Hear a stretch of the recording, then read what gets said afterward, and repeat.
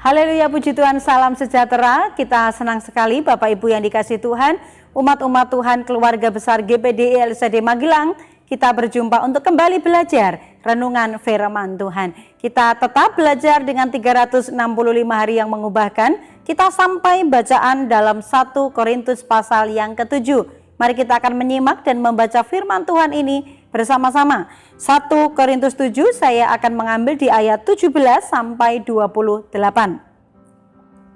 Selanjutnya hendaklah tiap-tiap orang tetap hidup seperti yang telah ditentukan Tuhan baginya dan dalam keadaan seperti waktu ia dipanggil Allah.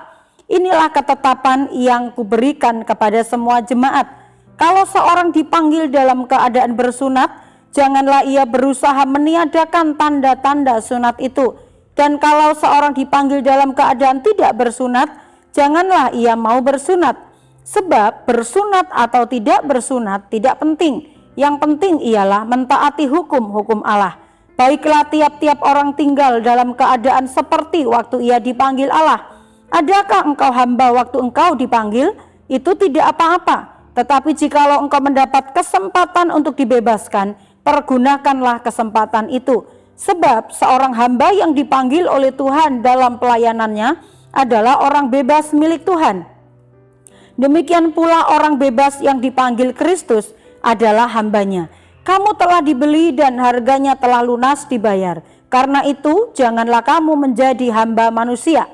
Saudara-saudara, hendaklah tiap-tiap orang tinggal di hadapan Allah dalam keadaan seperti pada waktu ia dipanggil. Sekarang tentang para gadis, untuk mereka aku tidak mendapat perintah dari Tuhan, tetapi aku memberikan pendapatku sebagai seorang yang dapat dipercayai karena rahmat yang diterimanya dari Allah. Aku berpendapat bahwa mengingat waktu darurat sekarang adalah baik bagi manusia untuk tetap dalam keadaannya. Adakah engkau terikat pada seorang perempuan?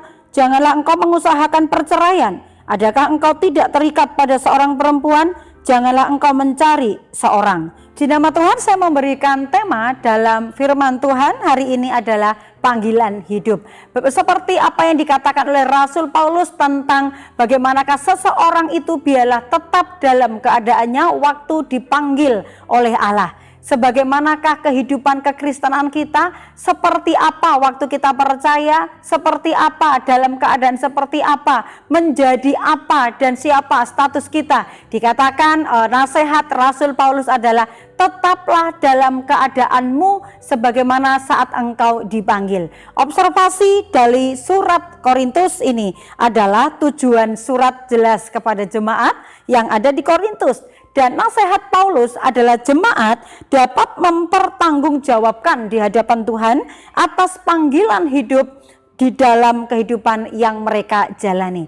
Interpretasi yang dapat kita ambil dalam pembahasan kali ini, Paulus menegaskan bahwa memenuhi panggilan Allah ini adalah bukanlah persoalan lahiriah ya, dalam bacaan tadi Bapak Ibu ya, bukanlah persoalan lahiriah.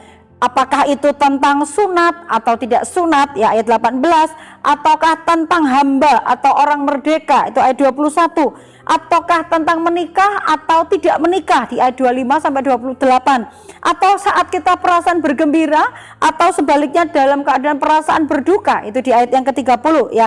Tetapi apa yang diingatkan oleh Rasul Paulus? Paulus mengingatkan kepada jemaat yang ada di Korintus adalah tetap hidup seperti yang telah ditentukan Tuhan baginya. Ia menyarankan agar tiap-tiap orang yang hidup dalam keadaannya seperti waktu ia dipanggil Tuhan. Di ayat yang ke-17. Apa panggilan itu? Apa yang dimaksudkan tetap tinggal seperti pada waktu dipanggil Allah? Jadi ada panggilan Allah yang ditentukan oleh Allah dijalani, dihidupi oleh setiap umat-umat Tuhan. Dan ini nasihat Rasul Paulus kepada jemaat yang ada di Korintus. Maksud dari panggilan hidup itu adalah apa? Mengapa dikatakan tetaplah melakukan ya? Dikatakan tetaplah hidup dalam keadaan seperti waktu dipanggil Tuhan. Jadi maksud dari panggilan hidup itu adalah Apapun statusmu, apapun yang menjadi kehidupanmu, siapakah kamu gitu, siapakah kita ini, itu dikatakan adalah yang menjadi tujuan utama, menjadikan Tuhan sebagai pusat kehidupan. Kolose 3 ayat 23 jelas di sana dikatakan, apapun juga yang kamu perbuat, perbuatlah dengan segenap hatimu seperti untuk Tuhan dan bukan untuk manusia. Jadi maksud dalam panggilan hidup kita di dalam menjalani kehidupan ini adalah menjadikan Tuhan sebagai pusatnya. Apapun yang kita lakukan, status kita siapa? Pusatnya adalah kepada Tuhan. Kemudian yang kedua, menjalani status dan profesi hidup hanya untuk tujuan kekekalan. Sekalipun kita masih hidup di dunia, tapi semua yang kita lakukan di dunia ini nantinya akan tetap diperhitungkan di kekekalan di hadapan Tuhan. Misalnya apa Bapak Ibu yang harus kita pertanggungjawabkan ya. Kalau dalam panggilan hidup kita harus menjadikan Tuhan sebagai pusat kehidupan kita, menjalani status dan profesi itu untuk tujuan kekekalan. Apa yang harus kita lakukan? Misalnya sunat atau tidak bersunat secara jasmani itu tidak menjadi sesuatu hal yang penting, kata Rasul Paulus. Karena apa? Yang terpenting adalah sunat hati dan pertobatan setiap hari. Kalau misalnya engkau sudah dalam keadaan bersunat, tidak perlu menghilangkan tanda-tanda sunat itu dikatakan. Kalau engkau belum bersunat atau tidak bersunat, engkau juga tidak perlu repot-repot saya harus bersunat. Karena secara jasmani bersunat atau tidak bersunat itu tidak ada faedahnya, kata Rasul Paulus. Tetapi yang menjadi penting, menjadi utama adalah sunat hati dan pertobatan setiap hari. Itu yang penting. Dalam 1 Korintus 7 ayat 19, sebab bersunat atau tidak bersunat tidak penting. Yang penting ialah apa? Mentaati hukum-hukum Allah. Kemudian misalnya contoh yang kedua yang saya tulis, sebagai seorang hamba, apa yang harus dilakukan seorang hamba? Dia bertanggung jawab, dia hormat kepada tuannya, dia mengerjakan tugas-tugas pekerjaannya sebagai seorang hamba, sebagai seorang pegawai, sebagai seorang bawahan ya, dia mengerjakan itu, dia tahu statusnya sebagai seorang hamba, dia sadar menjadi seorang hamba. Ketika dia percaya kepada Tuhan, maka dia melakukan tugasnya sebagai seorang hamba ini, yaitu dengan menghormati, dengan bertanggung jawab tugas-tugas pekerjaan yang harus dikerjakannya. Dalam Efesus 6 ayat yang kelima, hai hamba-hamba, taatilah Tuhanmu yang di dunia dengan takut dan gentar, dan dengan tulus hati, sama seperti kamu taat kepada Kristus. Jadi apapun status kita, kalau semua berpusat kepada Kristus ya, kita lihat apa yang kita buat pasti kita melakukannya dengan sungguh-sungguh. Kalau kita berfokus kepada tujuan kekekalan, pasti yang kita buat bukan asal-asalan. Sebagai seorang hamba, dia mengerjakan tugasnya, dia mengerjakan tanggung jawabnya di hadapan Tuhan. Dalam hal status ya, status ini tentang menikah atau tidak menikah, dituliskan dalam bacaan tadi. Ini juga dijalani dengan hormat dan tunduk kepada Allah. Jadi status menikah, tidak menikah, ini juga menjadi bukan sesuatu hal yang wajib atau keharusan. Atau mungkin kalau menikah salah atau tidak menikah itu berdosa, tidak. Bahwa Rasul Paulus memberikan sebagaimana engkau dipanggil Allah, maka tetaplah dalam keadaanmu itu dengan kita tetap menjalani profesi kita, menjalani status kita, tetap dengan tujuan untuk kemuliaan Allah. Aplikasinya, kalau kita ini, kalau saudara hidup sebagai seorang hamba, seorang pekerja, seorang bawahan, apa yang dilakukan? Tunduklah kepada majikanmu, taatlah, hormatilah majikanmu, tuanmu ya, kerjakan sebaik mungkin tugas-tugas dan pekerjaanmu, bukan hanya karena membandingkan dengan gajiku sekian, honorku sekian, maka aku melakukannya seperti ini. Kalau honorku berkurang, maka pekerjaanku harus juga tidak perlu repot-repot, tidak perlu berlebihan bekerjanya, tidak. Sebagai seorang hamba, lakukan panggilanmu sebagaimana engkau dipanggil Tuhan untuk melakukan tugas itu, bukan karena manusia, tapi melakukan panggilanmu karena engkau tunduk dan taat hormat kepada Tuhan. Sebagai seorang tuan atau seorang majikan, ya, perhatikan upah bawahanmu, perhatikan pegawai-pegawaimu, perhatikan kesejahteraan hamba-hambamu. Bukan hanya enak-enakan mungkin memeras tenaga mereka dengan mereka tetap bekerja keras menampung hasil yang banyak, tidak. Tetapi panggilanmu sebagai seorang tuan, panggilanmu sebagai seorang majikan, ada tanggung jawab yang harus engkau lakukan, yaitu memperhatikan orang-orang yang ada di bawahmu, orang-orang yang bekerja bersama-sama denganmu. Ya.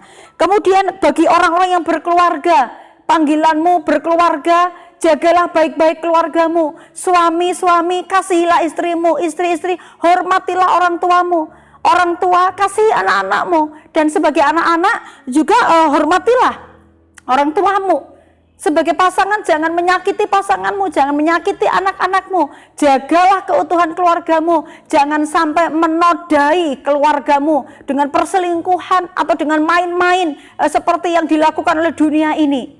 Panggilanmu berkeluarga, lakukanlah dalam keluargamu itu yang terbaik untuk memuliakan nama Tuhan. Bagi yang tidak menikah atau belum menikah, atau bagi para bujang, ya, maka engkau juga punya tanggung jawab di hadapan Tuhan.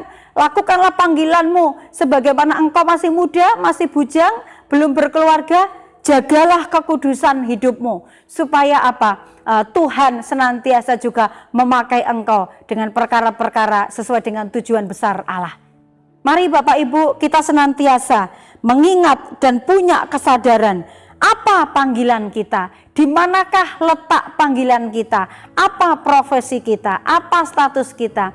Kerjakan panggilanmu itu sebagaimana engkau dipanggil oleh Tuhan, mempertanggungjawabkannya kepada Tuhan dan mengerjakan yang terbaik untuk kemuliaan nama Tuhan. Puji nama Tuhan. Kiranya renungan firman Tuhan ini boleh menjadi berkat bagi kita semua. Dan terima kasih Bapak Ibu yang dengan setia mendengar renungan 79 setiap harinya. Apabila Bapak Ibu diberkati dan ingin menyampaikan kesaksian atau pokok-pokok doa tertentu, Bapak Ibu dapat menyalurkannya melalui chat WhatsApp 0813 274 20088. Mari kita terus bertumbuh bersama-sama, saling menguatkan, saling mendoakan. Mari kita terima firman Tuhan ini dengan kita berdoa. Terima kasih Tuhan, Engkau yang memberikan kepercayaan penuh atas setiap pilihan-pilihan hidup kami. Tetapi kami sangat bersyukur karena firman-Mu yang mengarahkan kami untuk menjalani kehidupan ini dengan benar sesuai dengan firman Tuhan. Biarlah seperti sebagaimana panggilan Tuhan itu ada dalam kehidupan kami, biarlah kami mengerjakannya dengan tunduk dan hormat, dengan takut akan Tuhan dan bertanggung jawab kepada Tuhan atas semua yang Tuhan percayakan di dalam setiap kehidupan kami. Terima kasih Bapa di surga, kami mengucap syukur buat kebenaran firman-Mu ini, biarlah kami boleh benar-benar dapat melakukannya oleh pimpinan kuasa Roh Kudus-Mu. Tuhan memberkati kami umat-umat-Mu dan melindungi kami. Tuhan menyinari kami umat-umat-Mu dengan wajah-Nya dan memberi kami kasih karunia. Tuhan menghadapkan wajah-Nya kepada kami dan memberi kami damai sejahtera. Terpujilah nama-Mu, kami bersyukur terima firman Tuhan ini dalam nama Yesus. Haleluya. Amin.